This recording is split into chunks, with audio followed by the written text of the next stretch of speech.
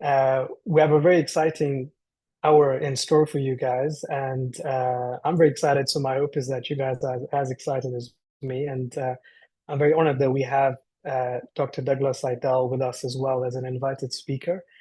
Um, I'm going to introduce him a bit later as we move things along, but I just wanted to welcome each and every one of you very, very warmly to the first session of our Middle East Academy of Otolaryngology Grand Round series. This is the first session of our series. Um, and really, the vision behind this is to ensure that we have continuous world-class lectures for our region, for attendees, fellows, residents, consultants within our region to facilitate education, discussions, collaborations. As you can see, we're starting with a topic within pediatric otolaryngology, but we have sessions being prepared year round within all subspecialties within ENT as well. And at the end of this discussion, I'll introduce what our next topic will be in January. And so really, thank you very much for joining us. A special thank you to the Academy, a special thank you to the Tarabichi and Stammberger Institute, Dr. Moaz Tarabichi and Edward and his logistical team as well for setting this up.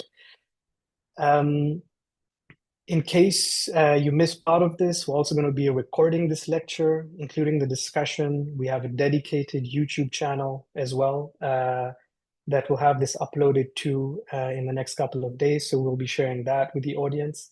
And so really what we're planning to do over the next hour is I'll have a small introduction or a prelude to what we're trying to convey over the next hour. We'll then have Dr. Douglas Sidell, whom I'll introduce in a bit, give his lecture. And then we'll leave some time and some space for some discussion and questions from you as the audience. If you do have questions, feel free to type them up in the chat. I'll keep an eye on that. Or if you can just press the raise hand button if you want to speak in person, go ahead, and I'll keep my mind on that as well as we move things along. Okay. So just checking, Edward, if you can see my screen, everything looks good? Okay, excellent. So I wanted to just quickly mention a bit about tracheostomies. My name is Tasir. I'm a pediatric otolaryngologist here at Sidra Medicine in Qatar. I'm also an assistant professor at Weill Cornell in Qatar, and I've just been here over 2 years. And one topic that has really been of utmost importance here in the Middle East is essentially first thinking about why to perform a tracheostomy, when to perform it, the care behind a tracheostomy, and as we think about pediatric airway specifically, how we can actually potentially avoid tracheostomy placement as well. And so what I wanted to talk about for the next 10 or so minutes is just how to think about tracheostomies thoughtfully. And one thing that I always put up in all my talks, and I see a few people smiling, including Dr. Sidell, is, but many people don't know this, but I was born in Kenya, and if you go for any safari around Kenya, especially in the Masai Mara, you'll see that preys and cheetahs and lions and leopards have all evolved to suffocate their prey. And they go and hook onto the trachea, and that's essentially the fastest way to actually kill their prey. And so that not only applies to animals, that applies to us as humans as well. And so I like to remind everyone that, when you think about airway surgery, it is potentially very urgent or emergent most of the time. So why I think this is important is I think we should think about the morbidity and mortality behind tracheostomies. Once you put in a tracheostomy, be very careful and alert about what could potentially ensue with a tracheostomy in situ, and be proactive in your management. Okay. And as you will see, hopefully towards the end of my talk, is that it really was necessary for airway surgery to evolve to shift the paradigm of tracheostomy placement. I have no disclosures to offer. So in 2023, here in Qatar, there are a lot of kids that were presenting with emergencies related to tracheostomies that were requiring reactive interventions. A lot of these were with airway bleeding from the tracheostomies, a lot of crusting in the airways, a lot of granulomas that would usually require quite emergent or urgent treatment. And if you haven't visited Qatar, it's a wonderful place to be. We practice in a tertiary pediatric airway facility called Sidra Medicine. It's state of the art, and we get referrals from around the region. We currently care for about 150 tracheostomized kids, not only in the country, but from surrounding countries as well. And one thing that shocks us all when we talk about pediatric tracheostomies is that, you know, as much as it can be life-saving in the right patient, there is morbidity and mortality associated with it. And I'm just quoting the study done about 3 years ago that said nearly a third of children with tracheostomies will expire during the same admission as a tracheostomy was placed. And about 9% of those deaths are specifically related to the tracheostomy. And so it's really important to think about these things with that in mind. Something called a tracheonominate artery fistula, which is very rare. We've seen 2 since over the last 2 years here in Qatar, but it's definitely something to think about that could be life-threatening. One case I wanted to just mention very, very fast is a patient that was referred to us that was involved in the Palestine-Israel conflict, who had a tracheostomy placed in Gaza, but had no access to tracheostomy care. And so this 9-year-old girl who landed at our facility landed and was immediately picked up that was in distress. And when I took this patient emergently to the operating room, her entire airway was full of crusting. And so it was like removing crusting that was just foreign bodies, not only in the trachea, but bilateral main stems and lower bronchi as well. Because this patient had no access to humidification and tracheostomy care post-operatively. This patient eventually ended up with a tracheonominate artery fistula because her mucosa of her trachea was completely sloughed down because of the quality of the tissues, because of lack of a simple thing like humidification, and eventually expired a few months later in our facility. And so really what we needed to do when we think about tracheostomies, both in our hospital and outside our hospital, is to ensure that we either pick up red flags and prevent complications. And so we started a national tracheostomy surveillance program. And really our goal was to ensure that every single child with a tracheostomy had a surveillance endoscopy done. Some of these kids did not have a single endoscopy for years before this assessment. And hopefully assessing these patients and working on their airways would in some ways reduce the reactive presentations they were coming to our hospital with. And so at this point in time, we have probably about 80 to 90 patients, but these are the results when we looked at it the last time, which is the results of 56 patients, where about a third of these patients had reassuring airway endoscopies, but about 63% of these patients had obstructive granulomas that required surgery.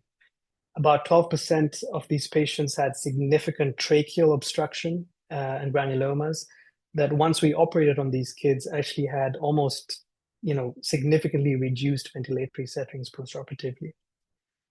About 7% had significant obstructive airway crusting, and about a quarter of these patients had newly picked up structural pathology like subglottic stenosis that would impact their ability for decannulation or actually necessitated us altering their tracheostomy tube style. So again, very, very significant findings when we took these patients to the operating room. These were some patients, examples where there were large granulomas going and obstructing the airway. And the second picture there is where crusting is completely obstructing the distal part of the trachea. This was a picture that we took of a patient that had some minor bleeding. And when we looked at the trachea, you can see that there's some sloughing that's taking place in the anterior part of that distal trachea where the innominate artery actually lies. And so if you leave a patient like this for a few more weeks, potentially this patient could erupt into a tracheonominate artery fistula as well. So this was something that we prevented just by looking just by raising awareness and bringing these kids to our facility. And we didn't end up with a situation like that. So about 5% of these patients we potentially prevented a trichomonoid artery fistula explosion. And about one of our patients had a megatrachea because of a hyperinflated cuff. So 6 months prior to us starting our national surveillance program, we averaged about 1 to 2 emergency department visits every 3 to 4 weeks. And over the last 6 months, we're averaging about 1 emergency department visit every 2 months or so. And the patients that are presenting to us still to the emergency department are usually the pool of patients that we haven't picked up yet in our population lying in chronic care facilities. And what's very, very significant as well for us is that we're actually doubling our decannulation rates, which is really fantastic when we think about the population we're caring for. So just as a discussion, I think this is my final slide, is that when we think about tracheostomies, it's important to go and synergize our energies. And I think formation of a national pediatric tracheostomy program has brought much needed traction within this topic. We need to be aware about the morbidity and the mortality behind tracheostomies. When we're thinking about a tracheostomy, it's really, really important to have an MDT prior to placement. Think about this in terms of surgery. Are any problems potentially surgically reversible? And we're going to be discussing that for the rest of this lecture. And socioeconomically, think about where these patients will go post-discharge as well, because that matters very significantly for patients that may not have resources for full-time nursing care. And be very proactive in your management. A lot of these children have subglottic stenosis, fecal granulomas, granulation tissues, and poor quality of their mucosa. So whether this is picked up prior to tracheostomy placement or after tracheostomy placement, it's really important to be proactive in ensuring those airways don't stenose down or keep getting obstructive granulation tissues. Once the tracheostomy is inside, it's important to actually perform surveillance endoscopies. And as you'll see in our study that I quoted here, about 71% of the patients that we saw in the operating room had positive findings and altered management significantly. And so that's important to think about as well, even after tracheostomies are placed. And a pediatric tracheostomy is not to play with, as you can see, and it is important to eventually clue these patients up with tertiary centers that routinely take care of pediatric airways, both hopefully before the tracheostomy is placed and hopefully after as well. So really, the traditional way of managing these patients years and years ago was placement of tracheostomies, bypassing airway obstruction in the subglottic and the glottic area. But over time, we realized that there had to be some paradigm shift as far as airway surgery is concerned. And so over the last decade and longer, potentially, airway surgery, and I think pediatric airway surgery in particular, has really, really, really evolved. And it continues to evolve. And we're seeing that in big centers in the world, especially in North America, that are taking charge of this evolution. But even in our regions here in the Middle East, we're taking some of the best procedures out there to actually prevent a tracheostomy that is being placed. And it really is my honor now to introduce Dr. Douglas Sidell to actually go ahead and now take this topic forward. My hope is that you've got an idea about what tracheostomies can potentially do. They could be life-saving, but it is important that if they are surgeries to prevent tracheostomy placement, actually consider them. So Dr. Douglas Sidell is a professor of otolaryngology at Stanford University. He's the director of the Pediatric Aerodigestive Center and voice and swallowing clinics at Lucille Packard Children's Hospital at Stanford. He's the vice president of the Lucille Packard Children's Hospital as well. And really, he's a giant in the field of pediatric airway surgery. Apart from the above administrative titles, Dr. Sidell continues to commit himself towards global teaching, training, and program development. He's been an invited speaker to many, many parts of the world, and I was really honored that he accepted to go ahead and do our first Grand Round series in this series. And I was very honored to be one of his mentors when I was in the US a couple of years back. So, Dr. Douglas Sidell, the floor is yours. Thank you very much again for giving us your time very early in the morning in California. And we look very much forward to your talk. Thanks, Tasir. I'm going to go ahead and share my screen. Let's see if we can make this work. Can you see that? Yep. All right. Looks good. Well, it's an honor to be here. I would start out by saying that, first of all, hopefully you can hang with me for 30 minutes or so. My accent is not nearly as beautiful as Tasir's. I think the big thing that we would want out of all of this is to strike up some conversation, so Tasir, if you have questions that you feel the audience may have, or if the audience has questions, I'm more than happy to stop. We can talk as long or as little as about this as you'd like. To kind of build off what you were saying from your slide deck, I will add in that, whenever you show up somewhere and you go to build an airway program, there are many times where you have overlap between people who are taking care of both adult patients and pediatric patients, which is a phenomenal thing. And I think it's always, I'm always grateful to those who take on the pediatric world because it's so different from the management of adult patients. And when I was at UCLA in the Department of Head and Neck Surgery treating adults, we did tracheostomies all the time, everywhere. Emergency room, operating room. I did some trachs in an elevator. It's just different than kids. Kids, we do so much to avoid trach, and a trach is a lot of times the last ditch effort. Whereas in adults, it may not be the case. Trachs do have their own sets of issues, and I would say that one of the big times that we're doing this is if you have some sort of upper airway obstructive lesion, which we've all seen, and you're trying to bypass it. Now, subglottic stenosis is the classic one. Most of the time, we're doing this to the patients, right? The patients have been intubated, they've got scar tissue, and there are a subset of patients who may have neoplasm, they may have a burn injury, they may have a congenital stenosis, but most of the time, the stenosis is from something we do. There are other patients who have congenital abnormalities of their midface to their mandible. Some patients like this, I wish was a video, actually used to be sorry, I didn't transfer. This patient has actually a quite difficult airway to obtain endoscopically. Can we do it? Yes, but if this patient actually lived in a rural part of the Midwest where they did not have close access to medical care, and if they called an ambulance, they would not be able to be intubated. If they needed their appendix out for, in a general procedure, they would not be able to be intubated by standard techniques. So this person could get into a lot of trouble. They needed a trach. And then as soon as that trach is in, believe me, we are trying to work to correct the abnormality so that we can get the trach out. There are other patients like this. This patient has had multiple open airway surgeries. We've got scars from rib graft. We've got big neck incisions, and we still have thick stenosis. Okay, maybe a trach is needed while we work this patient out. This patient is one of the patients that was an abrupt need for a trach, had a congested lymphovascular anomaly, trisomy 21. I'm not going to argue with you. There's not something I'm going to do endoscopically here that's going to keep this patient from needing a tracheostomy. So that being said, this patient, we reduced this and we got this patient's trach out soon.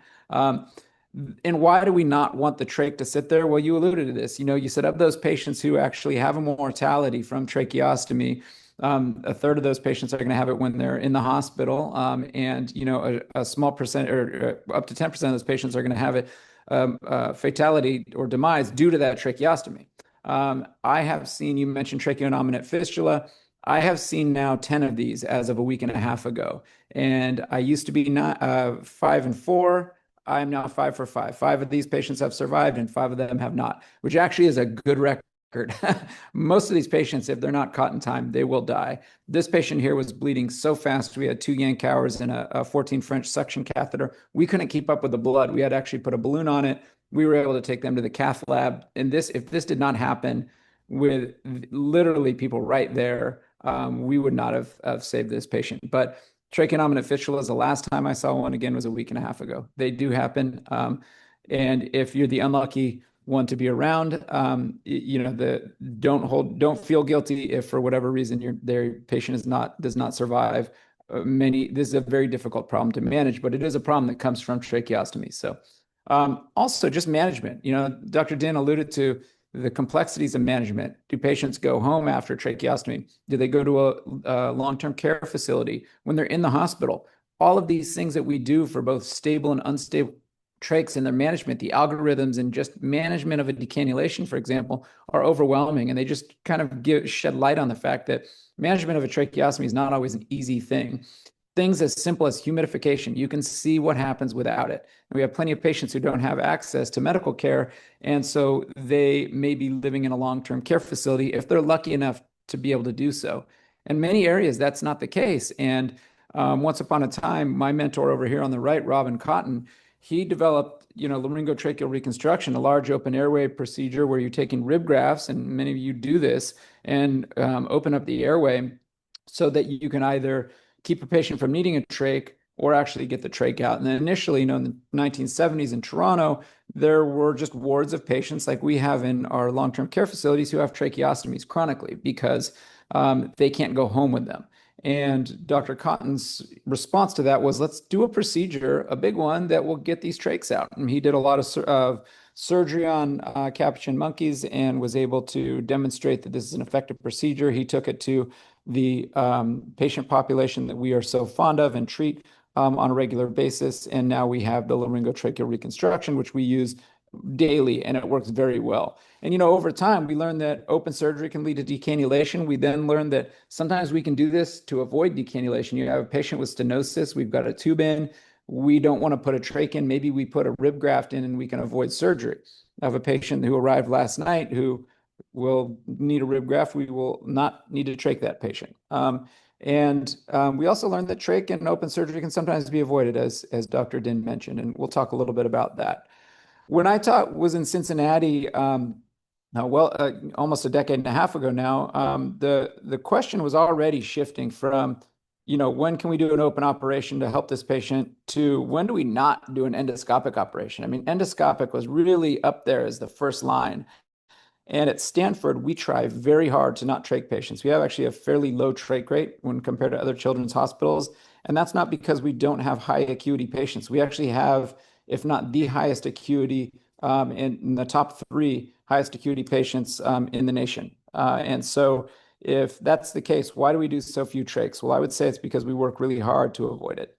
And one of the things that really kind of saved the day when it comes to trachs is something that one of my mentors, Peter Koltai, and one of my other mentors, Dr. Michael Rutter, kind of brought to fruition. And you have patients like this with a thin grade 3 subglottic stenosis. You can actually treat this fairly straightforward fashion. When I see this, I say, yeah, they've got a problem, but I'm not ready to trach this patient. There's a lot I can do ahead of time. And one of the things that has been done over the last 50 years is dilation. And the old open-ended dilators or Jackson dilators were something that when I was in training, this is what we used as a resident at Children's Los Angeles. And I use the same, Jackson dilators that my mentors use, that Seymour Cohen used. Okay. Same exact dilators that he held in his hand. So this is something that has been around for a long time. In other parts of the world, I've used endotracheal tubes. I've used the balloons on endotracheal tubes. The problem with putting something through stenosis, if you have an option to actually expand, is that the forceful insertion of a dilator causes this shear force trauma. And it's not an ideal trauma when you're just thinking about creating a controlled scar tissue environment so that you can actually have a result where the airway stays open. This will potentially open the airway, but you're more likely to get scar tissue where the stenosis is going to return when compared to other types of dilation, which I'll talk about. So balloon dilation of the airway is something that's been around for a while. This is not necessarily a new thing, but balloons are expensive. They're not always easy to get. There are different types of balloons. And when this all started, this was started from sinus balloons, the balloons that were actually being placed into sinuses to expand them to avoid, doing endoscopic sinus surgery, which we can talk about that completely separately. It's amazing, though, that they came from that. I am very surprised that we didn't have this for this purpose ahead of time. But it does take us looking at our colleagues and saying, what is that person doing over there, maybe in urology, or that person doing over there in orthopedics, or what's that camera that they're putting into the joint? Maybe I can use that as an endoscope. What's that little catheter they're using in urology? I'm going to use that bug beak cautery in my airway. So look at your colleagues, see what they're doing. Maybe things can apply. And this is in a same field, but different application of, the balloon.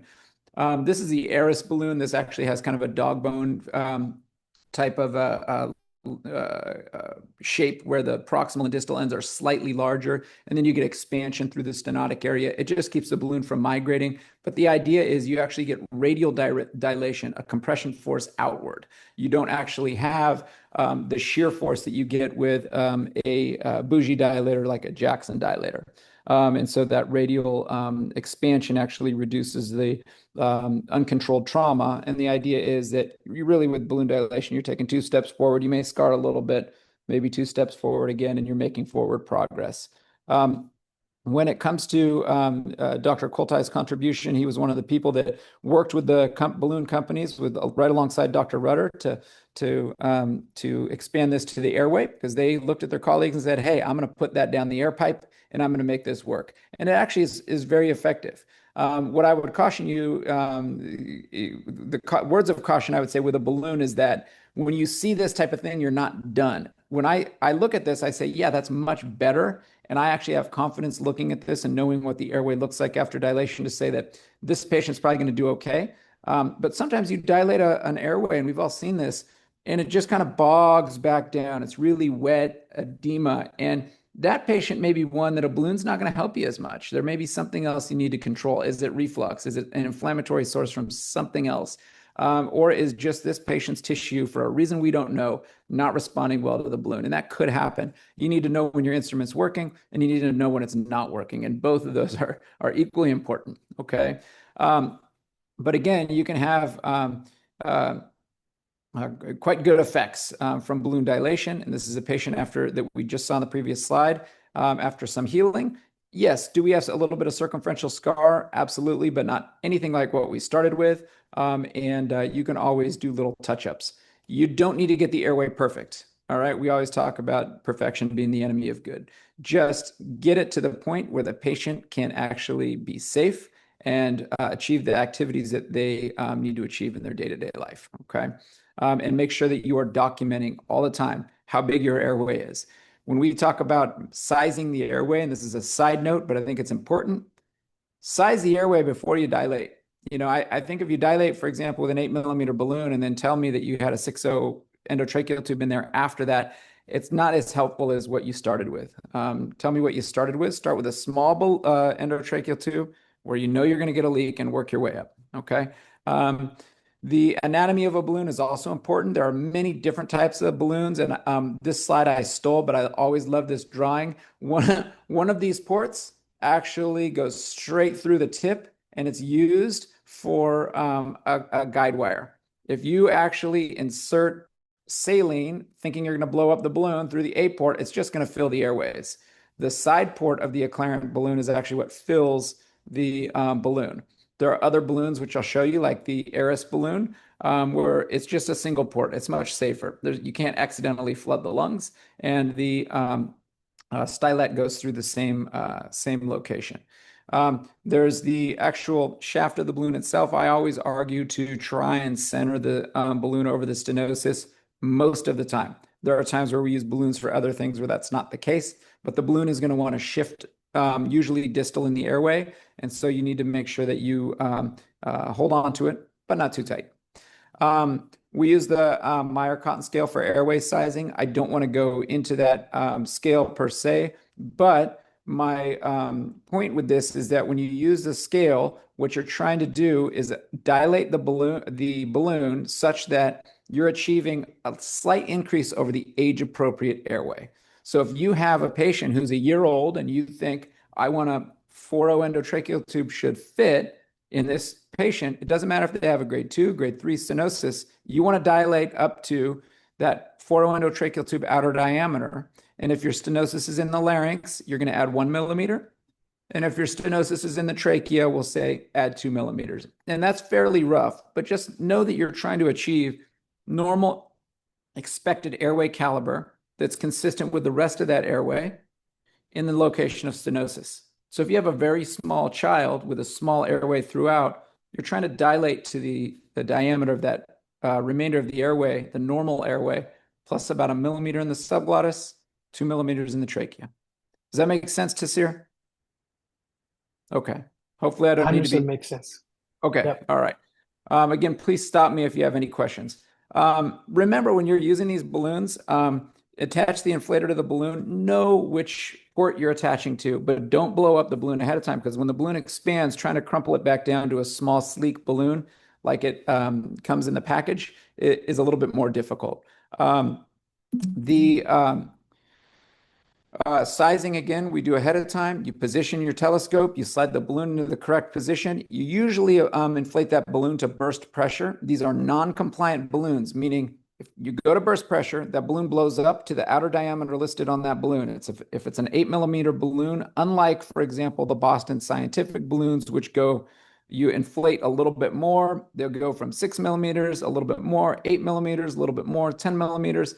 The Acclarent non-compliant balloons, the Eris balloons, these non-compliant balloons, you blow them up and they go to the one size, and they're very stiff. You can stand on them and they'll lift you off the ground when you pump them up. Okay, so they are an aggressive balloon, but they work very, very well as a result. Make sure that the balloon is not sliding distal or proximal, and always be ready for that balloon to not deflate. This was much more common in the Acclarent balloons, where tension on the actual catheter of the balloon caused the balloon to not be able to deflate. This doesn't tend to happen anymore, but if it does, you can always take a needle straight through the neck. It will pop the balloon. You can use a sickle knife or something through the airway to pop the balloon. It's rare to have that happen nowadays, but it depends on what balloon you're using. And there are sometimes in certain environments where you're reusing balloons, and this is more likely to happen with balloon reuse. So just so you know, be ready for it. Again, you've got tracheal scar. This is a little bit distal when compared to the previous dilation. You've got dilation there, and you have post-dilation trauma, and that's expected. You're always going to go back and look at this again if you have the opportunity. You don't just want to walk away from it, because it's going to scar back down a little bit. We have a wide variety of balloon sizes. There are different companies. At my institution, we use the Eris balloon. It has that single port. And there are also things that we tend to add all the time to balloons. So with certain types of scar, we will potentially inject steroid like Kenalog. Many times we're making incisions into the scar tissue, like these radial incisions. The incisions aren't designed to remove the scar tissue when you're using a balloon. They're designed to actually guide the scar or the trauma formation. So if we want this to dilate better, and you can do this in the airway just like we do, for example, in the nasopharynx or choana, you can make a Mercedes type radial incisions before you dilate. You can inject those areas with steroid. Then you can actually put the balloon in and dilate, and that dilation actually just guides where the scar tissue goes. You can use an upbiting scissor. You can use a blitzer knife, any instrument to make a controlled cut through that scar tissue. You need to know where the actual parameters of your native airway are. You don't want to create a hole in the airway. That's not ideal. So use caution. You don't need to make the incision all the way to the widest portion of the airway, but if you go 2/3 of the way, that will be a good enough usually to guide the scar breakage rather. So similar to laryngoscopy, you've got some complications. Anything that goes along with doing an MDLB, you can have that issue. We talked about the balloon getting stuck in the inflated position. If you occlude the airway, you are potentially going to have desaturations. Tassir could talk to you more about ventilating balloons, where you actually can dilate and ventilate at the same time, but I do not have those at my institution. You fill the wrong port with saline. We talked about filling the airway with saline. It can just go straight through the balloon into the lung. And then again, you can rupture the airway. It's rare, but if you do it in a patient who has not had surgery in that area, it can be life-threatening. And if that happens, you need to be ready to put in a chest tube. So the last thing I'll tell you is that this is something that's a little bit more nuanced, and this absolutely requires that you follow the patients and you have some experience with stenting. and that is putting a balloon in, dilating that airway, and placing a stent. Typically, this is not, this can be done by just going into the native scar, expanding and putting the stent in. Typically what happens though is these patients have already had the radial incisions, the injections, the dilation, then you're going in with a balloon and placing the stent. It is something that you have to, you typically will then over dilate the proximal and distal areas to reduce migration of the stent, but this can be an effective way in a patient where scar tissue wants to come back to keep that from happening. Removal of the stent can be tricky depending on whether or not you're using a Palma stent, which is a metallic stent, versus an absorbable stent, versus a stent that can collapse and is covered, for example, that will slide right out. So that's the basics of just balloon dilation, which is I put it at the forefront because it is something that is accessible. If in the correct hands and with very little training, and this can be self-taught, you can actually manage a lot of different types of airway stenosis, both in the subglottis and in the trachea. Having a couple balloons on hand, especially in a center where you're seeing a lot of referrals, can be helpful in a patient who comes in with an airway of unknown severity, and you're trying to establish the airway. If you can't intubate, having a balloon on hand to just throw in there, dilate, and get an endotracheal tube in, it's a great tool to have and one of the workhorses of what we do. Tasir, stop me when you want to kind of talk a little bit. I'm going to go through a couple other things, okay? This is classic.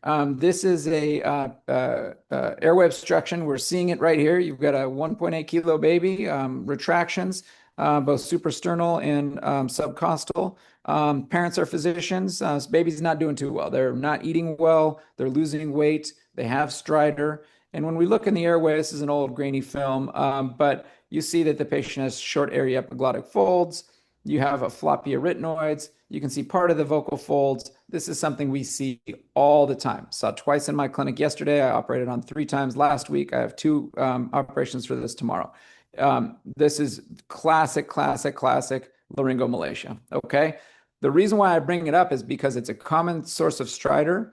Many times when people are looking at this with a direct laryngoscopy, for example, an anesthesiologist who isn't used to seeing laryngomalacia all the time like we are as otolaryngologists, or at least pediatric otolaryngologists, it's something that people can be afraid of. They say, I can't see the airway. There's something wrong. I've even had people come to me and say, I think there's a tumor there. And you look and you say, no, that's just malacia and it's treatable. So have I seen patients with laryngomalacia with a tracheostomy in?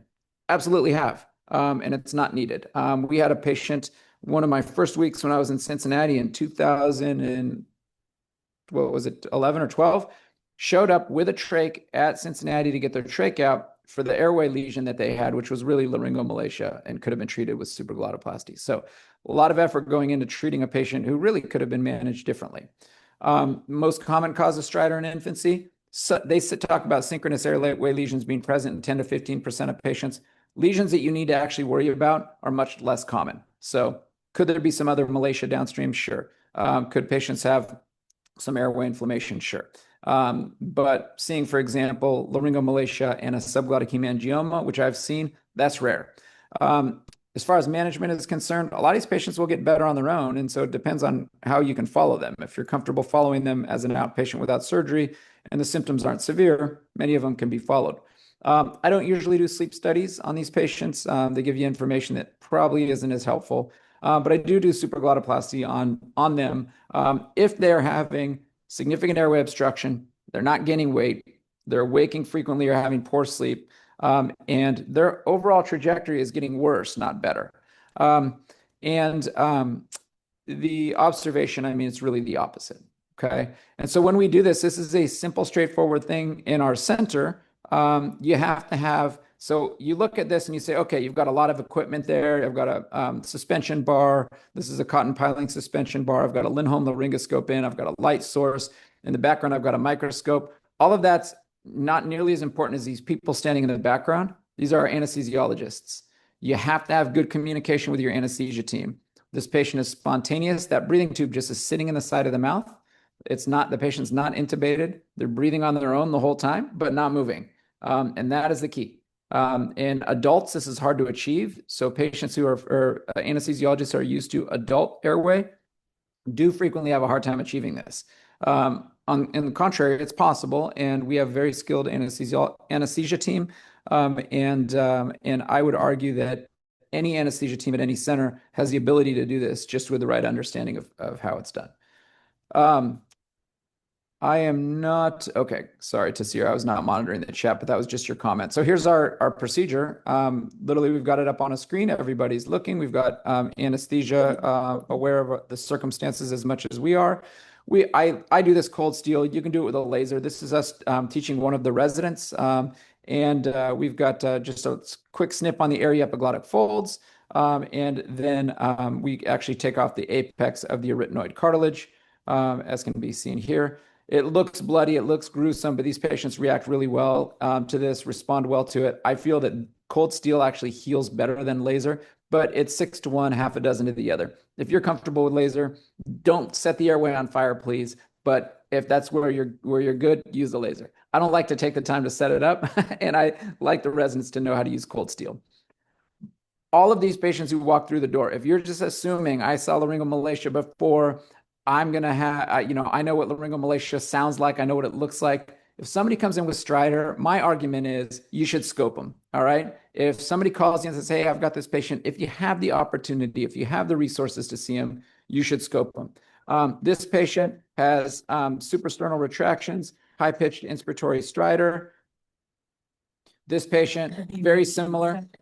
High-pitched inspiratory stridor. I would argue the tugs are a little deeper. Building up. A little bit more head bobbing, a little bit higher pitch, but very similar. Both came in with the working diagnosis of laryngomalacia.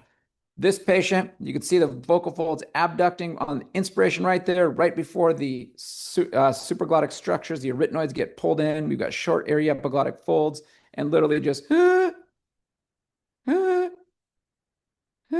okay. This patient, I can see the whole airway. We don't have short area epiglottic folds.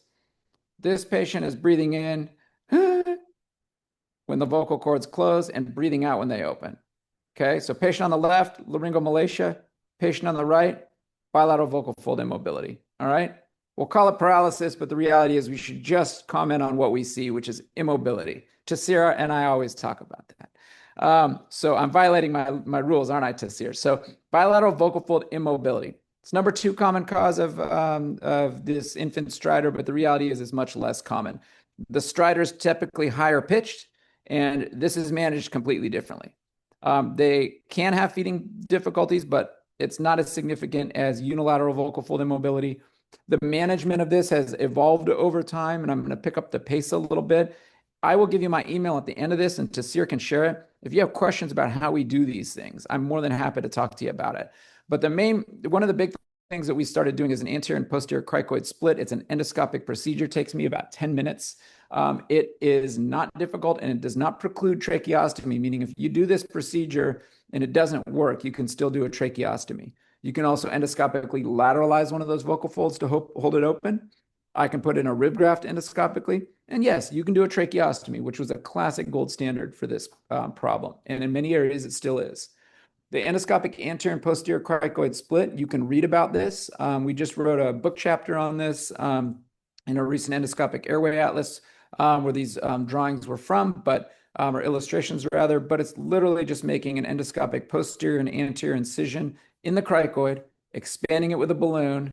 You intubate them for about 10 days, and it gives you just enough space posteriorly to reduce that inspiratory collapse.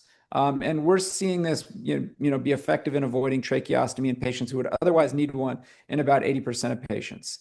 It is not always successful, and you need to counsel the patient's parents up front that this is an attempt to avoid tracheostomy. You also have to have a very good ICU team to work with you on these things. The other things that I will do again is a vocal fold lateralization. That's my second early intervention. The more permanent thing would be an endoscopic posterior graft. It is easy to do. It can be reversible theoretically, and in older kids, we do remove some of that graft for voice. But you want to make sure that you're not having a high probability that the vocal folds are going to start moving again, because then you got cartilage in there and your voice may not be ideal. Your swallow function may be a little bit worse. The endoscopic vocal fold lateralization, we use angiocatheters to actually place suture, and we're lateralizing the vocal fold. We talk about this being endoscopic. We do percutaneous incisions. You can close them with skin glue, but it is not a big open operation. The posterior graft is fairly straightforward. Again, these are illustrations from an atlas, but it's really just splitting the cricoid. We make a keystone shaped graft, and we flip one of these flanges in. And again, we place a balloon. I don't know if you've seen it here yet, but you realize we're using balloon for a lot of things. We split the cricoid here with this. Once I get a portion of that graft in, I throw a balloon in and it just pops the graft right in. It happens like that, so you don't have to mess around with it for so long. And one of my mentors, Dr. Rutter, did that. He watched me struggle to put the rib graft in for about 30 minutes, and then he just leaned over and put a balloon in and popped it in. And from then on out, I don't even mess around. We just pop the graft in with a balloon. All right, a couple more things. In areas where I've seen patients go on to tracheostomy, where I think we can do endoscopic procedures. I don't want to overdo it here. So how about 2 minutes? Is that okay, Tassir? You're good, Doug. You can continue for another 5 or 6 minutes. Please carry on. Okay. All right. So this is a 6-week-old female who came into the clinic, and the patient had really loud stridor when she was on her back. And then when we would sit the patient up, they would have a hard time. And mom was actually feeding the baby kind of prone, breastfeeding. And she said it was difficult. And when I looked at the baby was actually leaning forward a little bit. I didn't hear a lot of noise. And mom said, well, and I said, I'm not hearing a ton of stridor, a little bit. Has anybody looked? And she said, no, doctor, watch this. And she put the baby on its back. The baby literally stopped breathing. It had a couple bouts of high-pitched stridor, completely obstructed, even started to become cyanotic, which is a big deal to me. And then mom just flipped the baby onto the belly, and everything went away. Started breathing well. She gave some back pats. Baby was crying. And I'm like, okay, don't do that again, but I'm going to do a quick scope. I think I know what's happening. So we scoped in the airway, and the baby had a large mass on the base of tongue, which I think anybody in the pediatric world has seen this. It's a lingual thyroglossal duct cyst, and this was a prone induction. We flipped the baby supine. It was one of the larger thyroglossal duct cysts that had been in my life, at least at that point. I think this was maybe 10 years ago. But we do a Hopkins rod intubation, and everybody's happy. Was happy to see the airway at that point. We just slide a tube off. We don't do prone inductions all the time. It's actually quite rare. I was working with Mike Rutter in Cincinnati at the time, and he said, this is a big one. This is not one to be messed with. We're going to put the baby to sleep on its face, and then we're going to flip it and give you one chance to intubate. And fortunately, we were able to get the tube in. But once the tube is in, it looks like this. And in my mind, I'd like to say you're home free because you can now remove this. Okay. We just removed this with, I personally removed this with a long shaft needle tip electrocautery. And I just come around the lesion, go into the muscle. You do not need to take the center of the hyoid for these. Dana Thompson has written extensively about this, or many others have. If you come around this cyst, you should not have recurrence. Also, you can deflate this. It's not the end of the world, and you did not lose if you deflate this. You can actually grab it easier. And you can struggle with it if you want to. But when, and I used to try and roll the whole thing out. Now I pop it almost immediately, grab onto the husk of this thing and come around it. And it looks a little grotesque to begin with, but the airway goes from this to this almost immediately. This area in the tongue base heals quite well. You don't need to do an epiglotopexy. You can do that down the line. It tends to heal fine. People are tempted to do that because they think things are going to get floppy. They tend to be just fine. Okay. This is actually not a lingual thyroglossal duct cyst. Looks like one, but this is a follicular cyst. Tassir, is this your video? Yes, actually, it is my video. Yeah, but we share videos all the time. So what was this pathology? it was exactly what you said. Yeah. Was it follicular cyst or was it a thyroglossal duct cyst? So I think the one I think this in particular was a follicular cyst. It was softer. It wasn't as firm as what you'd expect with a Yeah, they're thinner, more paraglossus. So translucent, but I treat them the yeah, same way. Some people will just marsupialize these, but either way, the point is, I've seen the patient with this trach, and you don't need to trach them. And I think that endoscopic excision is fine. These are saccular cysts. They can pooch out on the through the ventricle, but they tend to fill that whole lateral aspect. So this is a right saccular cyst. This is a very bulbous right saccular cyst. On the far right, this is a left saccular cyst, but you can take these out through the neck with a small incision and just deliver them. It's actually a quite rewarding operation. But with the desire of not opening the neck, you can also remove these endoscopically. This is one of the last patients I think we'll talk about. This is a small baby who came from the pediatrics clinic who was continuously ignored by the ENT service, had really high-pitched stridor. Mom said the patient had never been intubated. We didn't know any history about the patient, but mom said the patient had never been intubated. We did an x-ray, and there was a complete obstruction on the x-ray of the subglottis. When I did my exam, you literally can hear one molecule of oxygen at a time basically working its way into the airway. Everybody says set up for trach, set up for trach. There was a trach tray open in the room just in case. But when we went to intubate, what we saw here is a ventilating bronchoscope, which we have always at the ready. This whole thing right here, completely obstructing the airway, is a large subglottic cyst. And right now, this baby is not breathing, and neither is anybody else in the room. And when we advance this Hopkins rod, you can imagine the anesthesiologist now becoming quite happy. All right, so we hook up and we know, okay, we've got a subglottic cyst. That big, poochy, but passable thing. It's not a subglottic hemangioma, could have been.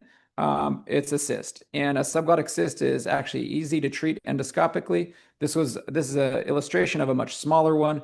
I do use bug bee cautery. This is something that is a small cautery tip that's not expensive. The urologists use it frequently and can be done through a bronchoscope or side by side with an alligator. Just grabbing the, taking an alligator, going through a laryngoscope, grabbing the tip. And you can do this on 4 to 6 watts. And then what do you use? Throw a balloon in there, dilate it. You always want to come back and take a look. You can marsupialize these, you can cut these out, but bug bee cautery is actually quite effective. We use bug bee cautery also for endoscopic tracheoesophageal fistula repair. You do not need to do a big open procedure for a recurrent tracheoesophageal fistula. The last time I did this was on Friday for a tracheoesophageal fistula we just happened to find in the airway. Never had been diagnosed at the time. And you can do an injection of filler to kind of keep that area closed. For the nuances of this, I think is better for a different lecture, but this is just another example of things we can do endoscopically to avoid other large operations. Last but not least, please, please, please, with these complex patients, the more you can work with your colleagues. Pulmonary medicine, they're not your enemies. Gastroenterology, they're not your enemies. The ICU, they're not your enemies. Try to make teams work together. It's better for the patient. The patient's complicated, work together. You'll be better off for it. And also, you'll be able to kind of see through the lens of other people's perspective. And that always works well for camaraderie within the hospital. So I appreciate your time. I'm sorry I went over. It does take a village to do this job. And to all of you out there doing it, I commend you. If you ever have any questions for me, this is my email. Feel free to email me anytime. And again, it's an honor. I'm sorry I took so much time. thank you very much, Dr. Sidell. That was fantastic. You're getting lots of hearts and likes on the Zoom, as you can see rising. So thank you very much for a phenomenal talk. And as everyone can see, pediatric airway surgery has really evolved over time, and we have all these things in our toolboxes on a daily basis to try to ensure that we get the best result for these kids. So I don't want to take too much time on my questions or my comments, but I just want to address, there are about 3 questions in the chat. So that we can answer this together. And so, the first one is, if restenosis occurred, so I'm sure this is subglottic stenosis, how many dilations would you attempt before considering open airway reconstruction? I think it depends on what I think the source of the restenosis is. If I feel like we're restenosing, but it's not as bad as it was, and I'm still making forward progress, I'll theoretically continue to move forward without a specific endpoint number. But when I get to 3 or 4 dilations, and we're not making any progress, I would say 3 in my mind. And we're just kicking the can down the road. Then I start to think of, hey, we've got to do something else. That something else may be open airway reconstruction, but it may be like, hey, am I missing something? Do I need to do an esophagoscopy and rule out eosinophilic esophagitis or bad reflux? Do I need to put this patient on an anti-inflammatory antibiotic like azithromycin Monday, Wednesday, Friday? Do they need inhaled steroids? What's going on with this patient that I'm missing that makes this stenosis not respond to my balloon dilation when the other patients does? So, and again, if you have a lot of inflammation, an open airway reconstruction may not work either. So you got to make sure that you don't have that. Absolutely. And it goes back to what you're saying on working as a team in these cases, especially if they're recalcitrant and you're not making forward progress. I think getting your pulmonology colleagues, your critical care physicians, your GI colleagues on board as well. So thank you. What type of anesthesia do you use at your institution, Doug, in cases of, so this is supraglotoplasty, but I guess what we're talking about is any sort of endoscopic procedure that you need the child spontaneously breathing? Yes. So and I never dictate what they use, but frequently what we see is usually some type of a narcotic. Often it's a fast-acting narcotic like a remifentanil, and propofol is commonly used. We have a lot of cardiac patients here also, so we do see ketamine. We also see dexmedetomidine here being used, but it depends on the cardiac stability. We want to reduce their responses. We want to give them analgesia. So even if they're not responding, they're not in pain, right? Because you can be not responding and in pain. Paralysis is a great example of that. But we don't want to shut down their respiratory drive. And so I'm always ready in case they stop breathing. Either I need to stimulate them or to potentially intubate them temporarily with a small tube. But usually it's something like propofol, plus or minus a fast-acting narcotic. Those are like kind of the workhorses.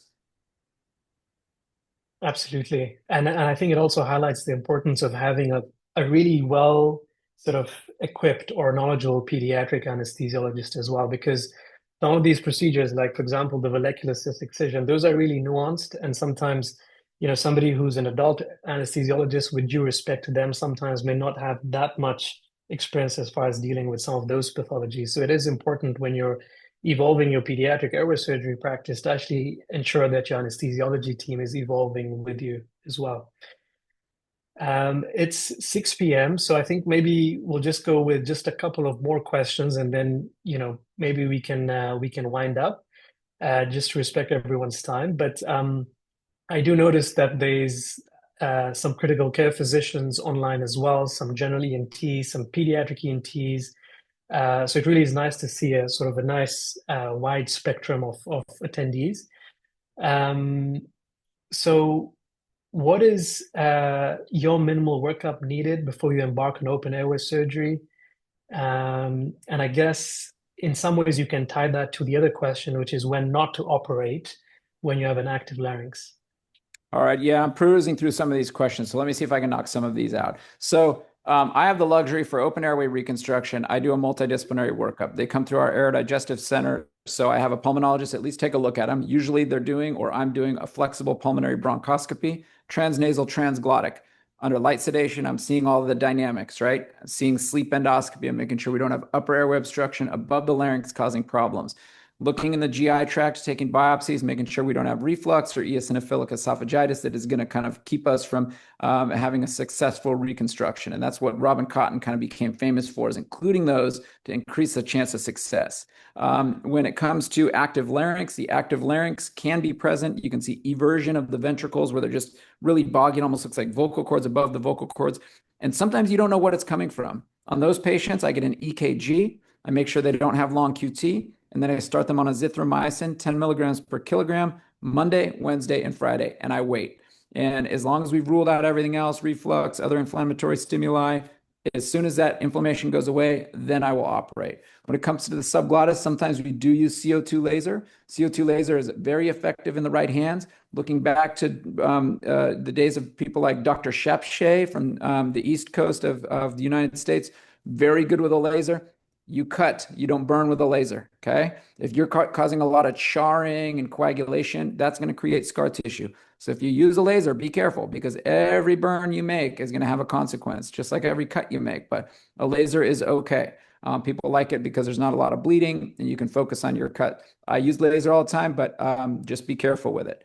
As far as decannulating a trach is concerned, I usually try to go down to a 3.0 trach before I cap. We have a whole capping protocol where we downsize the trach. We make sure we done an MDLB. We have room around the airway. We cap in the ICU for 48 hours.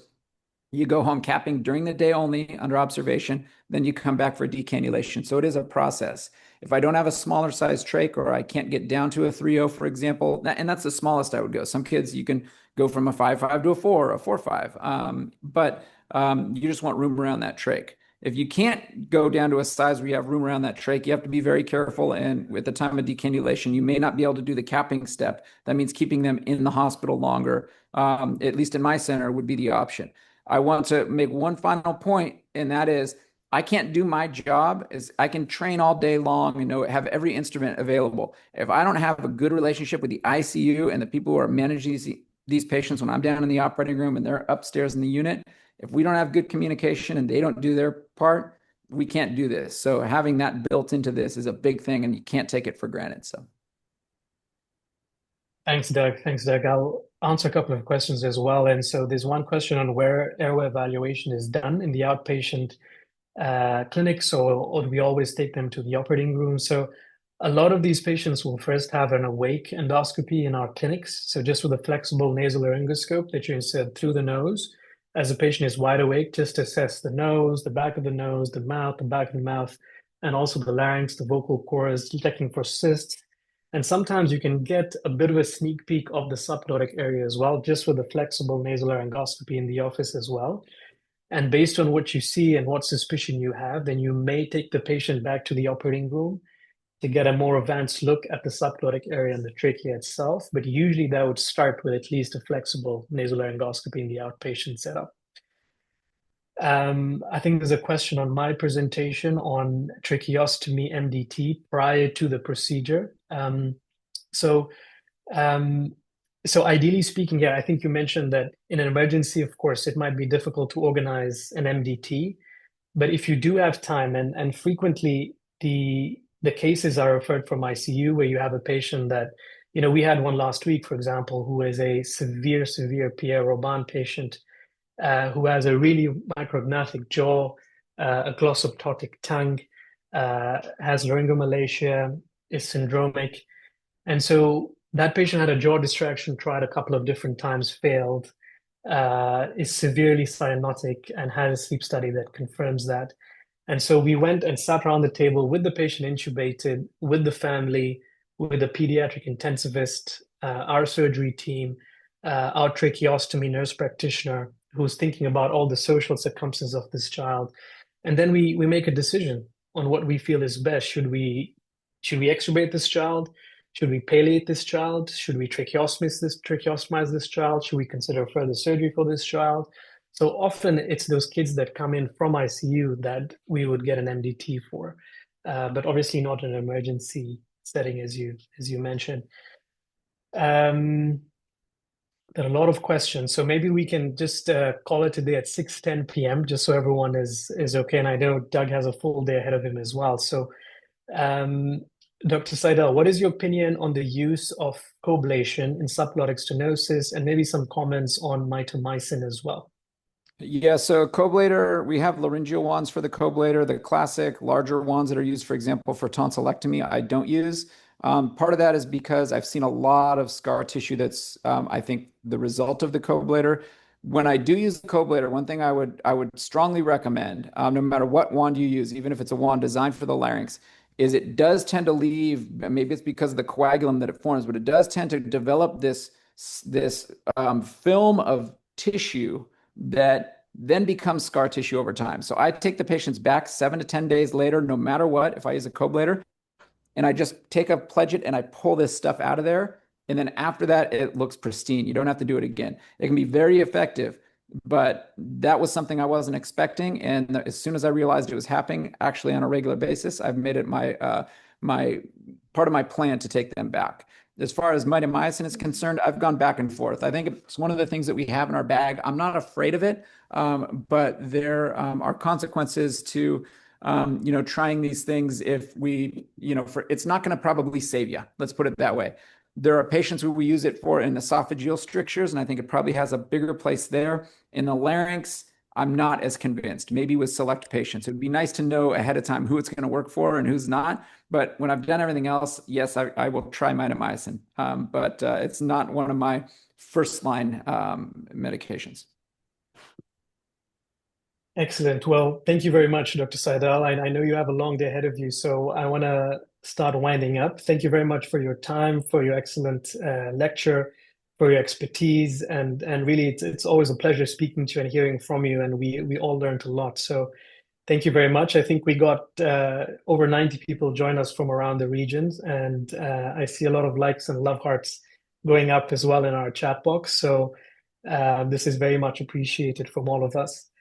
Um, what I do want to mention as well, just for people that did not join in the beginning, is that this is the first session of an effort to have an online Grand Round series for the Middle East Academy. So we're trying to have these sessions every other month. We've obviously started with pediatric ENT now, but we will be covering every subspecialty within ENT as a whole. And so our next talk will be on January 6th, 2026, where we'll be focusing on rhinology and skull-base surgery. And I'm pleased to announce that Dr. Noel Ayub, a very good friend of mine and who's a faculty at Stanford University as well, who's an excellent rhinologist, will be moderating that session. And he will announce very, very soon who his invited speaker will be. So that'll be our next session, January 6, 2026. And this session will be recorded, is being recorded. And in the next couple of days, our team will share our YouTube channel that you can watch this or share it with colleagues who may have missed this. So thank you very much again, Dr. Sidell, for your time. And thank you very much to Edward and his team for logistical support. And all of you as the audience for being so active in your participation. Great to see all of you. Thank you, Tassir. I appreciate it. And to everybody out there, this is a great resource, and keep it up. I know a lot of times when you start these things, they can kind of dwindle down. Just keep it going. And Dr. Ayub, I'm sure, is going to have great things to say. He's got a much better haircut than I do. Take care, you guys. Thanks again. Thank you. Take care. Enjoy your day.